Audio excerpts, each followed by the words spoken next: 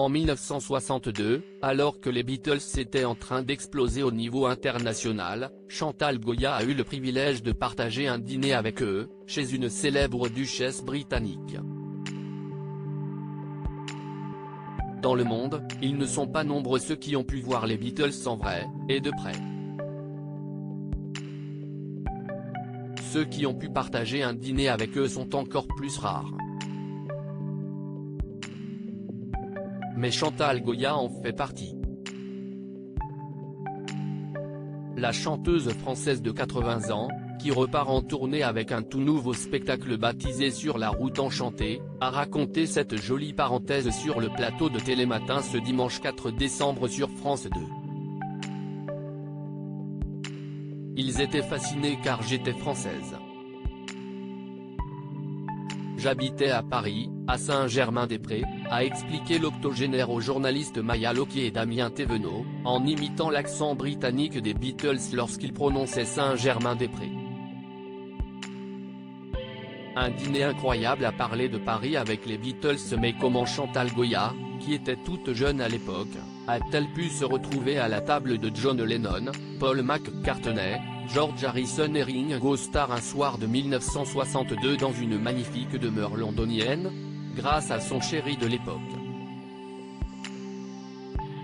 Avant de rencontrer l'homme de sa vie, Jean-Jacques Debout, en 1964, Chantal Goya a vécu une idylle de quelques mois avec Gilles de Bedford, l'un des fils de Nicole Milliner, duchesse de Bedford. Un soir, il l'a donc invitée dans sa famille, alors qu'un grand dîner était prévu avec les Beatles parmi les invités mais aussi Michael Caine et Terence Stamp. Je vois sa maman, Nicole Milliner, qui est une femme adorable. Elle me dit, Chantal, restez à la maison, on a un dîner incroyable ce soir. Il va y avoir Michael Caine, qui est un grand acteur de théâtre, Terence Stamp, qui est un grand acteur de cinéma, et nos 4 fous, a expliqué Chantal Goya sur Télématin. Et les 4 fous, évidemment, c'étaient les Beatles, dont la carrière explosait au début des années 60.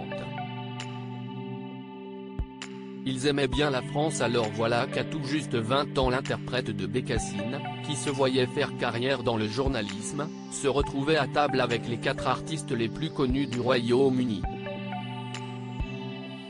Ils étaient tous en train de me parler de Paris et de Saint-Germain. Comme quoi ils aimaient bien la France.